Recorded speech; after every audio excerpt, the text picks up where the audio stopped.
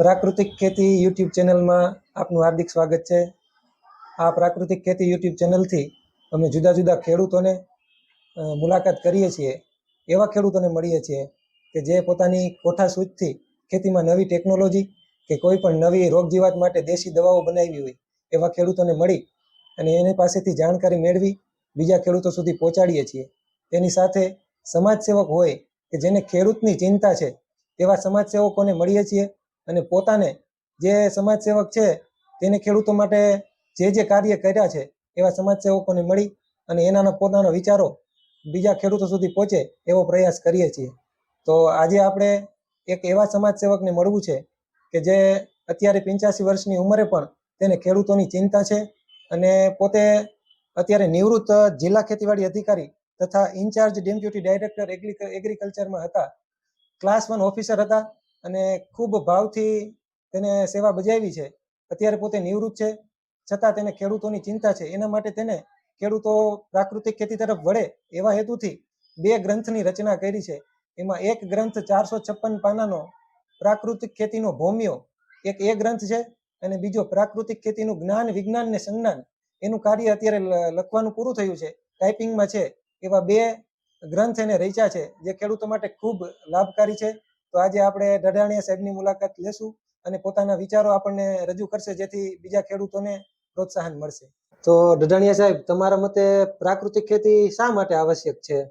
હવે આપણે અત્યારે જોઈ રહ્યા છીએ કે નાના નાના બાળકો જુવાનિયાઓ ના ફટાકડા ફૂટે છે. હા, હાલતા ચાલતા હાર્ટ એટેક કે ભાઈ બેઠા હતા ને હાર્ટ એટેક આવી ગયો. ઇવન રમતા હોય છે વોલીબોલ હાથે તો શારીરિક શ્રમ કરતા હોય છતાં એને હાર્ટ એટેક આવે છે. નકર તો એની શારીરિક શ્રમમાં હિસાબે એનામાં તાકાત હોય. બરોબર. તો આ તાકાત કોણ તોડી નાખે છે? તાકાત તોડી નાખે છે ફર્ટિલાઇઝર અને જંતુનાશક દવા અને નિંદામણનાશક દવા. બરોબર. એટલે એ રોગિસ્ટ ખાઈ છે એટલે આપણને આ બધા રોગ આપણે અંદરથી આપણા શરીરની ઇમ્યુનિટી તોડી નાખે છે, અંદરની શક્તિ તોડી નાખે છે. એટલે આપણે હાર્ટ એટેક આવે છે, બીજી બીમારી આવે છે, કેન્સર થાય છે, ડાયાબિટીસ આવે છે, બીપી આવે છે. આ બધા જે કંઈ આપણને તકલીફો થાય છે, બ્લડ સ્ટ્રોક આવે છે, લકવો થાય છે, એની પાછળ આ ઝેરી ખેતી પદ્ધતિ છે. એ ઝેરી ખેતી પદ્ધતિ જેટલી દૂર થશે એટલી તંદુરસ્તી વધારે સુધરશે, એટલા દવાખાના ઓછા દોડવા પડશે અને એટલું આપણને નુકસાની માણસોની ઓછી થાય. બરોબર. અને નાણાંની પણ. હા, ખૂબ સરસ. તો ઢઢાણિયા સાહેબ, પ્રાકૃતિક ખેતી એટલે શું? હા, જો ભાઈ આપણા બધા જ પાક ફળઝાડ અને ઘાસ જે કાંઈ હોય એ આપણે એનું જે ઉગાવતે માંડી અને પાકે ત્યાં સુધી જે એને ખોરાક જોઈએ, તત્વો અને સત્વો, અને ઉપરાંત એને પાક રક્ષણ માટે જે કાંઈ પાક રક્ષણ માટે જે જોઈએ એ કુદરતી રીતે જ મળી રહે. આપણે કશું જ કાંઈ આપવું ના પડે અને સંપૂર્ણ રીતે એ પોતાના ફાલ ફૂલ ફળ કંદ જે કાંઈ થતું હોય બીજ ડુંડા એ વ્યવસ્થિત રીતે ભરચક થાય.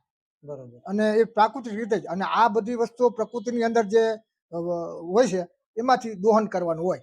પ્રકૃતિમાં એટલે કે આપણે પંચમહાભૂતો પૈકી જે આપણે ધરા, હવા, ભેજ અને અવકાશ એ 4 મહાભૂતોમાંથી દોહન કરવાનું હોય. આ દોહન કરવા માટે થઈ આપણે જે સિસ્ટમ અપનાવી એ સિસ્ટમ પ્રાકૃતિક ખેતી કહેવાય. તો રાસાયણિક ખાતર અને દવા વગર આ કઈ રીતે શક્ય બને? એટલે આ પ્રકૃતિની અંદર 2 તાત્વિક મહાસ્તંભો સ્થાપેલ જ છે પ્રકૃતિ પહેલેથી. એક છે એ પદાર્થનો મહાસ્તંભ છે અને બીજો તેજ મહાસ્તંભ. બરોબર. જે પદાર્થનો મહાસ્તંભ છે એમાં 4 ભૂતો છે: ધરા, ભેજ, હવા, અવકાશ. બરોબર. અને એમાંથી આ તત્વો સત્વો આપણે લેવાના છે. તો એને માટેથી ને ખાસ કરીને આની માટે કુદરતે બેક્ટેરિયલ મિકા છે, ઓર્ગેનિઝમ મિકા છે.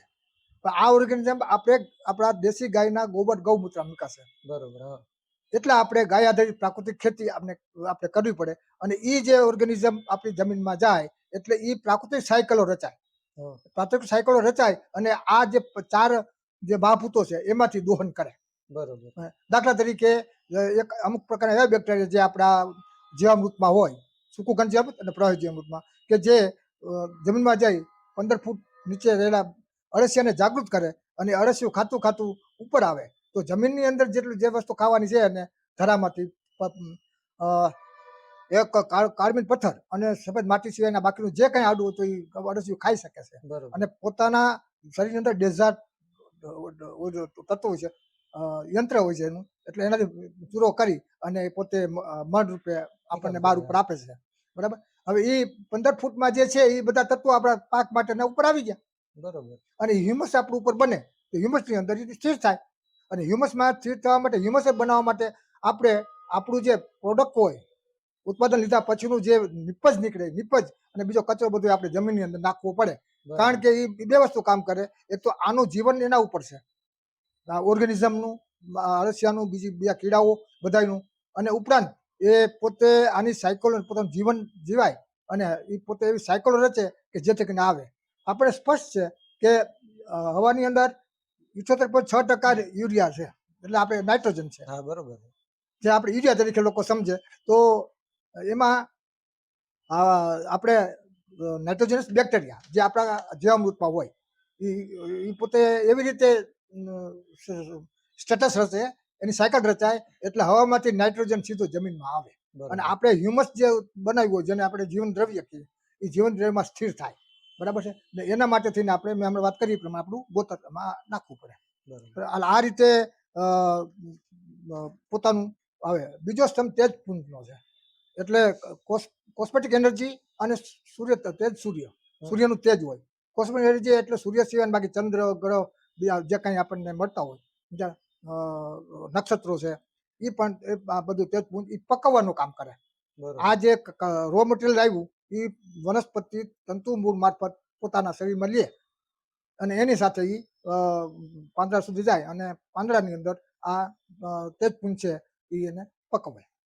એટલે આપણે આ ખાતર કે દવા નાખવાની જરૂરિયાત ના રહે. આ રીતે કુદરતી રીતે જ મળી રહે.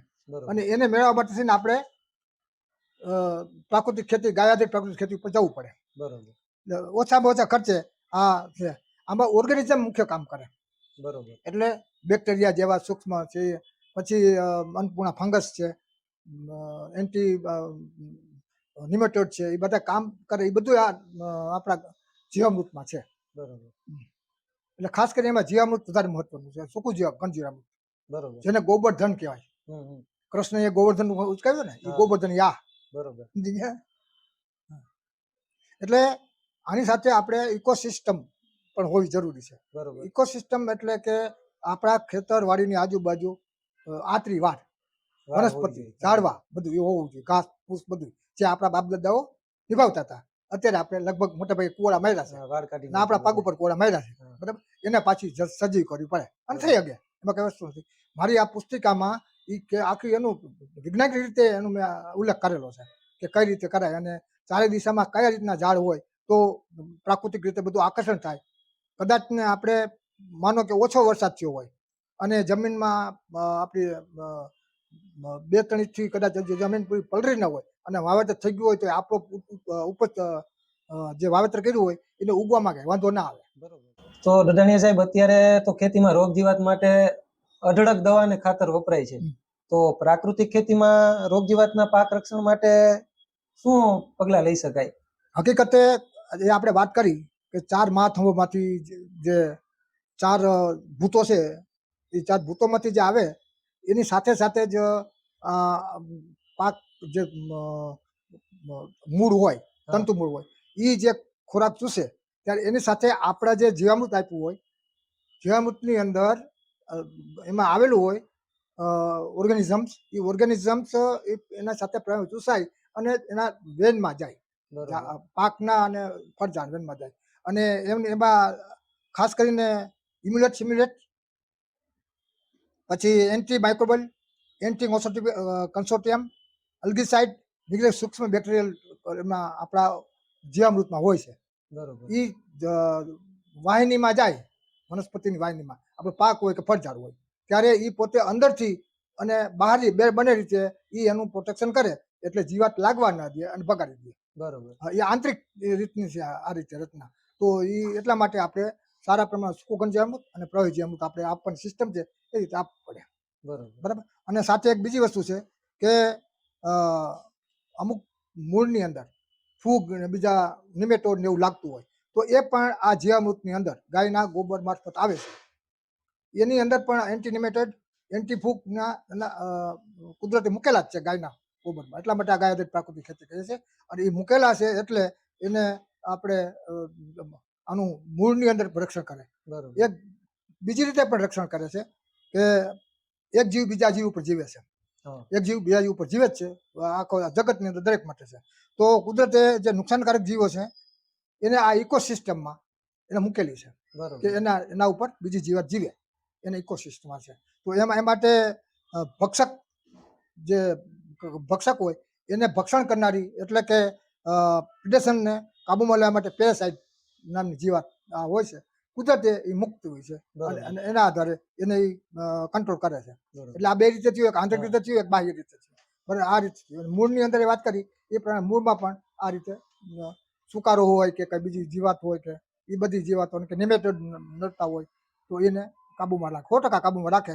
એમાં આ મિનમેક નથી. પણ આપણે પ્રાકૃતિક ખેતીની પદ્ધતિ પૂરેપૂરી અપનાવવી પડે. પદ્ધતિ સાચી હોવી જોઈએ. હા. બરોબર. હવે આવી રીતે નિંદામણ છે એ પણ એક ઇકોસિસ્ટમનો ભાગ છે. નિંદામણ આપણે દવા નાખી છે ઇકોસિસ્ટમનો ભાગ છે અને એ થકી એ આ એકબીજાને સહજીવન છે, રિલેટિવ છે. નિંદામણ ખતરનાક નથી, ફાયદાકારક છે. બરોબર. હા, એને આપણે પ્રાથમિક અવસ્થાની અંદર આપણા પાકને બરાબર નાનપણમાં સારી રીતે વિકાસ પામી જાય ત્યાં લગીની અંદર આપણે યાંત્રિક રીતે એને દૂર કરવાનું રહે. બરાબર, એટલે આપણે સ્વાભાવિક છે કે આ નિંદામણ આપણે કાબૂમાં ત્યારે લેવાનું રહે. પછી તો 50% પાકની અવસ્થા પૂરી થાય એટલે નિંદામણ કરાય જ નહીં, કારણ કે એનું સહજીવન છે, કોરિલેશન છે. બરોબર. એનાથી ઉત્પાદન વધે છે, ઘટતું નથી. તો પછી એમાં બિયારણ આવી જાય તો પાછો તો એટલે બિયારણ આવી જાય આપણે સામાન્ય રીતે પછી ત્યારે આપણો પાક માનો કે હવે આપણને પાકને નુકસાન કરીએ કે નથી અંદર જવાબ, ત્યારે એને વાટી લેવાનું અને એને આપણે સૂકું ગંજામ બનાવી એની અંદર ભેગું નાખી દેવાનું. બરોબર. છાણ ગોબરની સાથે. બરાબર, ગોબર હોય, બીજા પશુઓના છાણ હોય એ બધા ત્યાં બનાવી એ રીતે. બરોબર. તો દઢાણીયા સાહેબ, પ્રાકૃતિક ખેતીની સફળતા માટે ખેડૂતોએ કયા પગલાં લેવા જોઈએ? હવે સામાન્ય પ્રાકૃતિક ખેતીની સફળતા માટે આમ તો ફક્ત 5 જ પગથિયા છે. બરોબર. જો એ સાચવીને 5 પગથિયા કરે તો ચડે એ આખી સીડી ચડી જાય. કોઈ સબસિડીની જરૂર નમરે. એમ. હા, આ આખી સીડી જ છે એ. પણ 5 પગથિયા વ્યવસ્થિત ચડી શકાય એના માટે એનું એક ફાઉન્ડેશન વ્યવસ્થિત હોવું જોઈએ. બરોબર. જે સીડી રાખવાની એનું ફાઉન્ડેશન વ્યવસ્થિત કરવું પડે. ફાઉન્ડેશન વિશે આપણે જણાવશું. એટલે એમાં 5 પગથિયામાં પહેલું પગથિયું છે એ આપણે હાલમાં જે જમીન બગડી ગઈ છે રાસાયણિક ખાતર ને જંતુનાશક દવા અને નંદામાનાશક દવાથી એ વસ્તુને પાછી સુધારવાની છે. એટલે એ જે વિવિધ પ્રકારના જે બાયોડાયવર્સિટી છે બાયોડાયવર્સિટીથી આપણે સુધારવી પડે. બાયોડાયવર્સિટી એક કુદરતી રચના છે જેની અંદર આપણે પ્રાકૃતિક વાડ પ્રતિકોર એ જરૂરી છે. બરોબર. બરાબર છે, તો જ આપણે આ વધારે સારી રીતે લઈ શકીએ. અને આપણને એક અનુભવ પણ છે કે વાડીમાં ઉત્પાદન આવે એના કરતાં ખેતરમાં ઓછું આવે. કારણ કે વાડીની આજુબાજુ ગમે તે કંઈક વનસ્પતિ તો હોય જ છે. બરોબર. ખેતરો હાવ ખુલ્લા હોય એટલે જે આપણે ઓર્ગેનિઝમ છે એ જીવન ક્યાં કાઢે એટલે ખતમ થઈ જતા હોય ઉનાળામાં, શિયાળામાં. બરાબર, માટે આ પ્રતિકોર વાડ એટલા માટે જરૂર હોય કે આને પાછું પોતાનું જીવન વૃતાંત કરવાનું છે.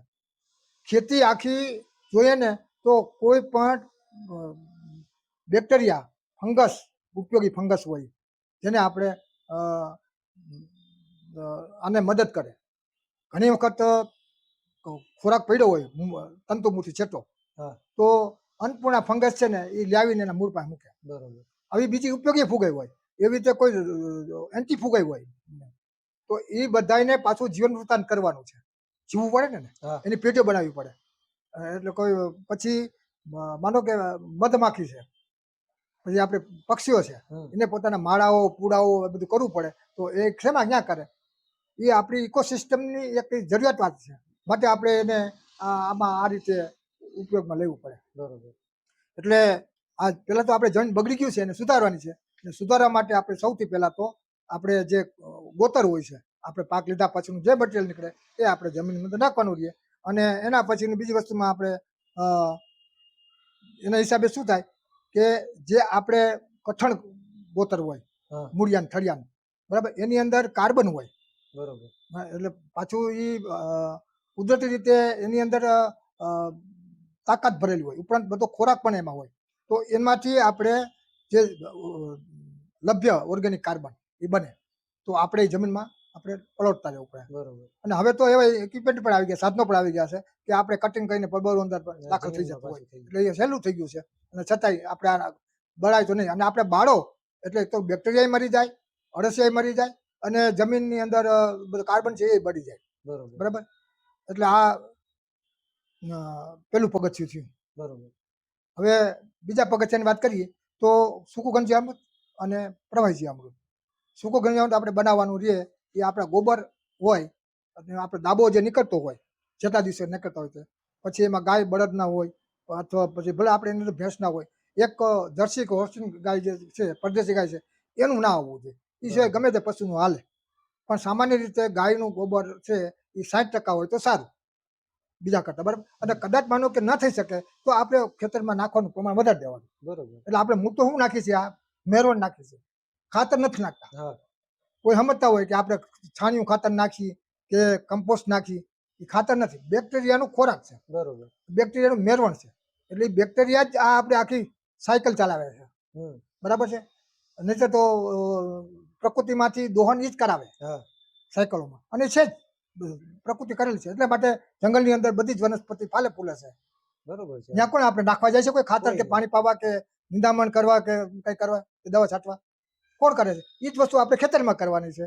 એના માટે ઇકોસિસ્ટમ ભાગમાં આપણે આ જે પગલાં લઈએ છીએ 5 પગથિયા, એ પગલાં અને છઠ્ઠું ફાઉન્ડેશન, એ આપણે આ પ્રાકૃતિક ખેતીની અંદર અને એ ગાયનમાં આપણા કુદરતે આપેલું જ છે. બરોબર. બરાબર છે. અને એટલે જ માટે કાનાએ અને બળદેવજીએ ગાયને ચારણ કરાવેલું, અને એ લોકોએ ગોબરના ઢગલા કરેલા. અને જ્યારે વ્રત ધોવાનું ત્યારે એ ગોબર ઉઠાવી, ગોવર્ધન ઉઠાવી અને ખેતરમાં નાખ્યા, એટલે પાછું જમીન એની ફળદ્રુપ થઈ ગઈ. બરોબર. એટલે ગોવર્ધન ધારી કહેવાનો છે. હા. હવે ત્રીજું પગથિયું. સૂકું ગંજક બનાવવાની રીત આપણે થોડુંક સમજી લઈએ. હા. આપણો જે દરરોજનો જે દાબો નીકળતો હોય, અથવા તો 2-5 દિવસ, અઠવાડિયે 15 દિવસ, અથવા ગાયો વરંડામાં છૂટી હોય તો એનો, અથવા તો આપણે માનો કે ગૌશાળામાંથી લાવી તો એનો, બરાબર, એનો આપણે 2 ફૂટ બાય 2 ફૂટ, 2 ફૂટ પહોળો 2 ફૂટ ઊંચો એવો પારો બનાવી જવાનો. અને આ પારો છે એ 4 ફૂટ લાંબો પેલા બનાવી એક ટુકડો, બરાબર. અને એમાં 4 ફૂટ થઈ જાય એટલે એની અંદર પ્રવાહી જીવામૃત તરબર કરી દેવાનું એક જ વખત. પછી જ્યારે એટલો ભાગ સુકાતો હોય તો ઉપર સાદું પાણી છાંટા કરવાનું. બરોબર.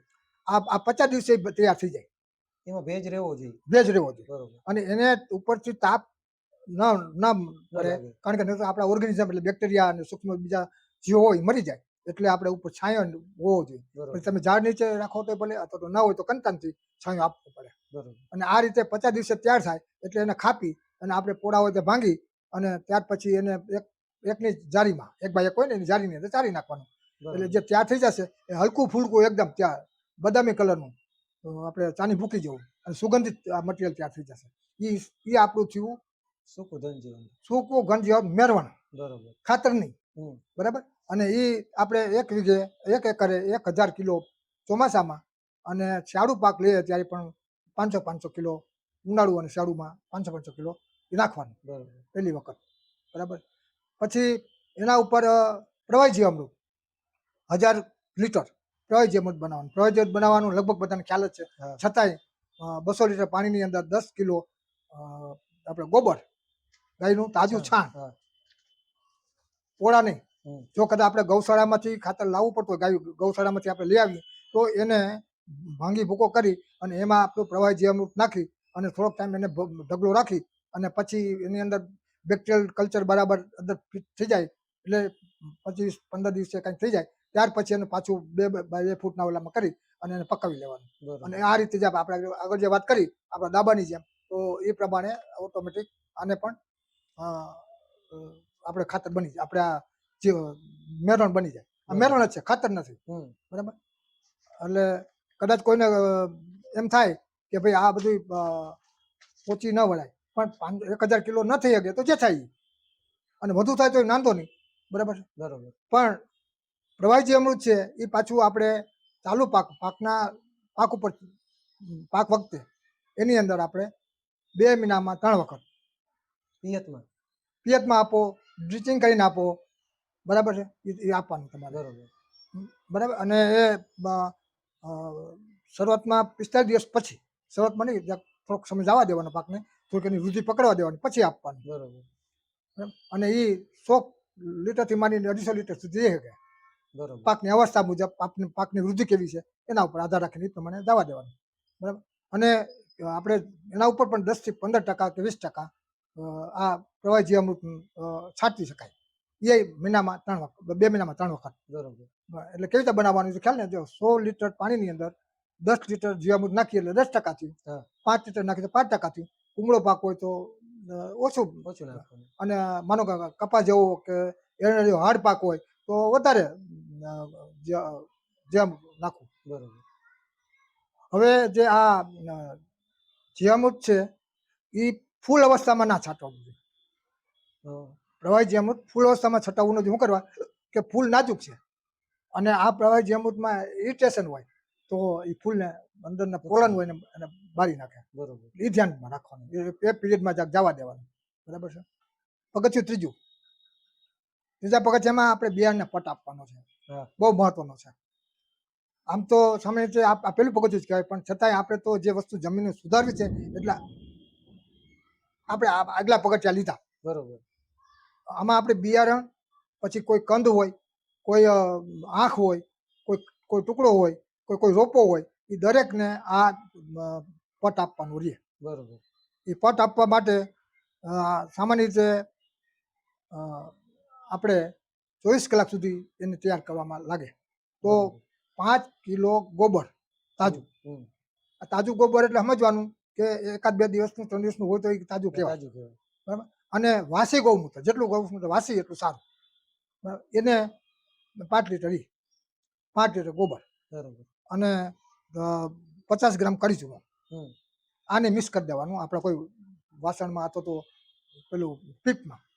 અને 24 કલાક એને 12 કલાક એને પાણીમાં રહેવા દેવાનું. બરોબર.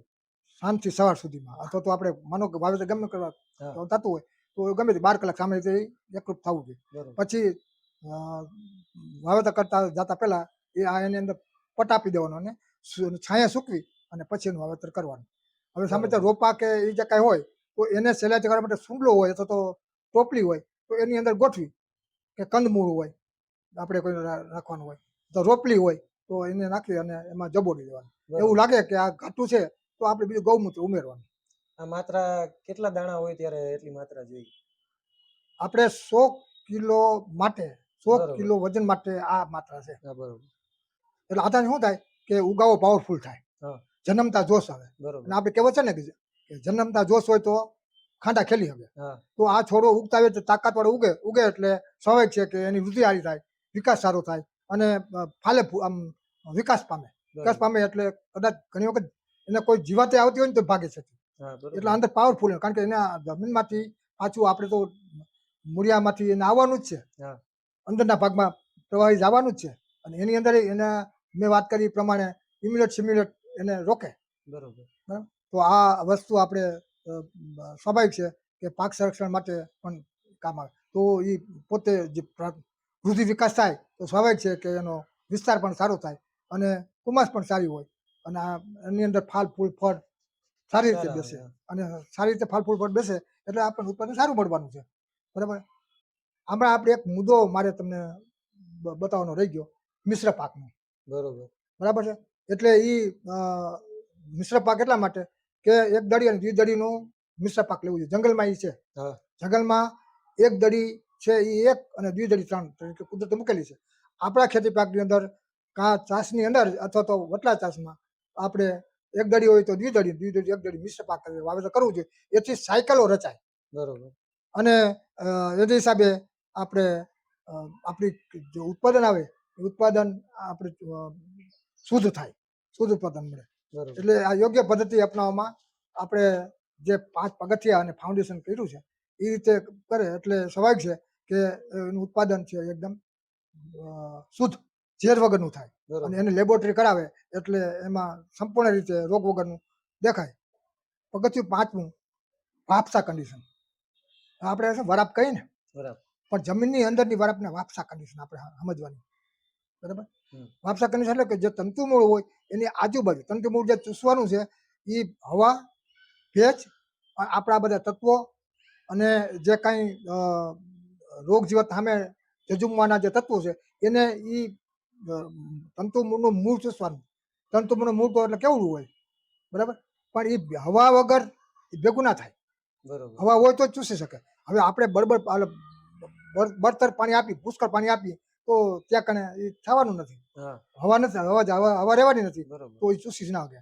એટલે ભાણામાં હોય તોય ભૂખા તરસ્યા રહે આપણા છોડવાના ઝાડ. બરોબર. માટે આપણે પિયત એવું આપવું જોઈએ કે જેથી કરીને જમીનની અંદર તરબળ ના થાય. તો આપણે એના માટે ખાસ સિસ્ટમ છે. કઈ સિસ્ટમ છે? એક ફુવારા સિસ્ટમ અને બીજી ડ્રીપ સિસ્ટમ. Drip system. માની લો કે કદાચ ફુવારા સિસ્ટમ આપણને અનુકૂળ ના હોય, ડ્રીપ સિસ્ટમ અનુકૂળ ના હોય, તો આપણે એકાંતરા ક્યારા સિસ્ટમ, હા, એકાંતરા ધોરિયા સિસ્ટમ એવી રીતે આપણે રાખવી જોઈએ. જેથી શું થાય કે જે બાજુને જે જગ્યા છે ત્યાંથી હવા અંદર જઈ અને બરોબર. હવા મળી રહે. એટલે આ બાફતા કન્ડિશન ઊભી થઈ જાય અને સારી રીતે ચૂસી લે. એટલે બરોબર. આ સાથે આપણો વિકાસ થવાનો પ્લાન્ટ છે એને પણ પૂરતું મળી રહે રક્ષણ. બરોબર. તો ડોડણિયા સાહેબ, તમે 5 પગથિયા મહત્વના સમજાવ્યા, પણ સીડી માટે મજબૂત ફાઉન્ડેશન એટલે કે પાયાની બાબત કહો. હવે સામાન્ય રીતે પ્રાકૃતિક ખેતી આપણે જે છે એ બેક્ટેરિયા અને બે નાના મોટા ઓર્ગેનિઝમ્સ અને અળસિયા ઉપર આધારિત છે. બરોબર. ઉપરાંત બીજા કીડાઓ ઉપર પણ આધારિત છે. કીડા ઉપરાંત પક્ષીઓ, પછી મધમાખી, આ બધા ઉપર આધારિત છે. તો એ બધાનું જીવન જરૂરી છે, એની હાજરી જરૂરી છે. એનું જીવન આપણે પોષવું જોઈએ. એ જીવન પોષવા માટેનું જે આપણે કામ કરવાનું છે એ ફાઉન્ડેશન તરીકે છે આનું. બરોબર. અને એ ફાઉન્ડેશન, અગત્યનું ફાઉન્ડેશન આ ઊભું કરવું હોય તો આપણા વાડી ખેતરની ફરતી કોર ખાસ આપણે વાડી, આપણા બાપ દાદા જે કાંઈ વાડ કરતા હતા એ વાડ ઊભી કરવાની રહે, લીલી વાડ. બરોબર. બરાબર છે. હવે એમાં તો વૈજ્ઞાનિક રીતે પદ્ધતિ એક છે, બરાબર. એ મેં મારી બુકલેટની અંદર ટોટલી ઉલ્લેખ કરેલો છે કે કયા દિશામાં કયા ઝાડ વાવવાથી આપણા પાક ખેતરવાડીની અંદર પ્રકૃતિ સારી રીતે સક્રિય કામ કરે. બરોબર. બરાબર. કયા દિશામાં કઈ ઝાડ આવવું એ રીતે. તો એ બુકલેટમાંથી પૂરું મળી રહેશે. બરોબર. પણ આપણી સામાન્ય રીતે ઘાટી વાડ અને અલગ અલગ પ્રકારના છોડ વગેરે હોય. મેં તો એમાં ઉલ્લેખ કરેલો છે કે જો આપણને રંજાડ કરતું હોય કોઈ વ્યક્તિ કે પશુ, તો એને કઈ રીતે વાડની શરૂઆત કરવાની અને કઈ રીતે અંદર બીજા ઝાડવા વાવવાના અને કઈ રીતના ઘાસ માટે પણ એની અંદર વ્યવસ્થા બતાવી છે કે આપણે ઘાસની જરૂર પડે અને અંદર આપણે ખેતરની અંદર ઘાસ ક્યાંય વાવવું ના પડે અને કાયમી મળે એ પણ સમજાવ્યું છે. બરોબર. એટલે આપણા જે ઓર્ગેનિઝમ છે બધા, એ ઓર્ગેનિઝમને અને જે કંઈ બીજા બાયોલોજિકલ ડાયવર્ઝન માટે, બાયોલોજિકલ એટલે બધી પશુઓ અને વનસ્પતિ, એ બધું સંયુક્ત થઈ અને જે કાંઈ આખું પ્રાકૃતિક સાયકલ રચવા માટે જરૂરી છે, તો એને આ વાડ હોય તો જ વધારે સવલત પડે. બરોબર. બરાબર. માટે વાડ ઊભી કરવાની રહે. બરોબર. તો તમે જે આ 2 પુસ્તક લખ્યા છે એના વિશે થોડોક પ્રકાશ પાડો. હવે જે પેલો ગાયાધારી પ્રાકૃતિક ખેતીનો ભૂમિઓ છે એ તો મેં 5 વર્ષ પહેલા લખેલો છે. બરોબર. બરાબર. અને એ 456 પાનાનો છે. એને હું મારી પત્ર કિંમત 200 રૂપિયાની અંદર મેં આપ્યા છે. બરોબર. તે પછી અત્યારે તો હું જે લોકો વધુ રસ ધરાવે એને હું મારી ઇન્કમ તરીકે હું જોતો નથી. કોઈ જોતા હોય તો એને પણ ફ્રી આપું છું. બરોબર. બરાબર. અને પુસ્તિકા છે એની કિંમત, પત્ર કિંમત 60 રૂપિયા જેવી છે. એટલે મેં 60 રૂપિયા કિંમત રાખી છે. અને જે કિસાન પોતે જાતે ખેતી કરતા હોય, એમાં બળદ રાખીને ખેતી કરતા હોય અને કાયમને માટે ગાયનું દૂધાણું હોય, એને ફ્રી ભેટ આપવાની છે. બરોબર. એને મેળવી લેવી પડે. બરોબર. બરાબર. તો એ મારો સંપર્ક કરી લે તો એ એને મેળવવા માટેનો ખર્ચ એને દેવાનો રહે. કુરિયર ચાર્જ એને આપવાનો રહેશે. આ કુરિયર ચાર્જ એને આપવાનો રહે. બરાબર. અથવા તો પોસ્ટ ચાર્જ થાય. બરોબર. એટલે એના માટે જે કાંઈ ચાર્જ 40 રૂપિયા જેવો થાય છે સમાજ મુજબ, તો એ એના એટલું એને ભોગવાનું રહે. બાકી ફ્રી. બરાબર. હવે આ ને કોઈને સંપર્ક કરવો હોય બરોબર. તો મારો ફોન નંબર છે 99 258 11 416. 99 258 11 416, 9925811416. અને ગમે તે ટાઈમે ફોન કરી શકે છે. બરોબર. આની પીડીએફ બનાવીને પણ આની અંદર મારે વ્યક્તિ કરવી છે બરોબર. ચેનલમાં. મારી પાસે ઘણા બધા ગ્રુપો છે એ બરોબર. ગ્રુપમાં અને આપણે આ ચેનલમાં વેચી કરવાની છે. બરોબર. તો મૂલ્યવર્ધન અંગે કંઈક પ્રકાશ પાડો થોડો. આપણે અત્યાર લગીને જે કંઈ વર્ણન કર્યું એ રીતે ખેડૂત છે, કિસાન છે, એ ખેતી કરે તો સ્વાભાવિક છે કે યોગ્ય પદ્ધતિથી થાય. અને આ હિસાબે આવો આવો ખાનાર વર્ગ ઘણો મોટો છે, માગે છે. હા, છે. બરાબર, એને તમે કોન્ટેક્ટ કરો એટલે તમે એના ખેડૂતના તમે ફાર્મર બનો. બરોબર. જેમ અંગત ડોક્ટર હોય, ફેમિલી ડોક્ટર હોય, ફેમિલી ફાર્મર તમે બની શકો અને તમે આ રીતે ગ્રાહક તમે મેળવી શકો. ઉપરાંત આની અંદર આપણે એફપીઓ પણ ઘણા થયા છે, થઈ રહ્યા છે. ઉપરાંત મોલ ઘણા ઊભા થયા છે, થઈ રહ્યા છે. ઉપરાંત ઘણા ખેડૂતોને પણ ખ્યાલ જ છે કે આ કેવી રીતે આનું માર્કેટિંગ કરાય. તો આ માર્કેટમાં આવે એટલે બજાર ભાવ કરતા સારા એવા ભાવે આપણું પ્રોડક્શન જાય. પણ એટલું ખ્યાલ રાખવું પડે કે આપણી પ્રોડક્શન આ પ્રાકૃતિક ખેતીની પદ્ધતિ રીતે અપનાવીને બનાવેલી હોવી જોઈએ અને લેબોરેટરીની અંદર ફેલ ના જ આવી જોઈએ. બરોબર છે. બરાબર, એટલે આ રીતે ખેડૂતોએ પોતાને શરૂઆત કરવા માંગતા હોય એ ખેડૂતોએ આ જે ખેડૂતોએ ગાયાધારિત પ્રાકૃતિક ખેતી કરતા હોય એનો સંપર્ક કરવો જોઈએ, અથવા તો આત્મા પ્રોજેક્ટ વાળાનો છે, જિલ્લા ખેતી વાળાનો છે, અને એને કોન્ટેક્ટ કરી અને બધી વિગત મેળવી અને પોતે પોતાની રીતે આગળ વધી શકે અને વધારે વીઘે વધારે સારી રીતે કમાણી કરે. અને ઘણા ખેડૂતો છે કે વીઘે લાખો રૂપિયા કમાય છે. દર્શક મિત્રો, ડઢીયાણી સાહેબે આપણને ગાય આધારિત પ્રાકૃતિક ખેતી વિશે ખૂબ જ વિસ્તૃતમાં માહિતી આપી. બધા ખેડૂત મિત્રોને વિનંતી છે કે જે પગલાં તેમને જણાવ્યા છે એ પગલાંનો પોતાના ખેતીવાડીમાં અનુકરણ કરે તો એને ખૂબ જ લાભ થશે. પોતે 85 વર્ષની ઉંમરે પણ ખેડૂતો કઈ રીતે આગળ વધે અને ખેતીમાં પ્રાકૃતિક ખેતી એટલે કે ગાય આધારિત ખેતી કઈ રીતે સરળ બને એના માટે ખૂબ જ પ્રયાસો કરે છે. આટલી ઉંમરે પણ પોતે 2 પુસ્તક લખ્યા છે અને તે પણ કોઈ પણ પ્રકારની આવકની અપેક્ષા વગર જે ખેડૂતો પ્રાકૃતિક ખેતી ગાય આધારિત ખેતી કરતા હોય, બળદ હોય અને પોતે દુજાણું હોય ગાય કે ભેંસનું, ખાલી ગાયનું, તો તેઓને તે ફ્રીમાં બુક આપશે. માત્ર તમારે કુરિયરનો ચાર્જ આપવાનો રહેશે. તો દઢાણીયા સાહેબે નિવૃત્ત અધિકારી, ક્લાસ 1 અધિકારી હોવા છતાં પણ અત્યારે આવો સમય આપી અને ખેડૂતોને ખૂબ જ મદદ કરે છે. તો તેમને પણ ખૂબ જ ધન્યવાદ છે. નમસ્કાર. નમસ્કાર.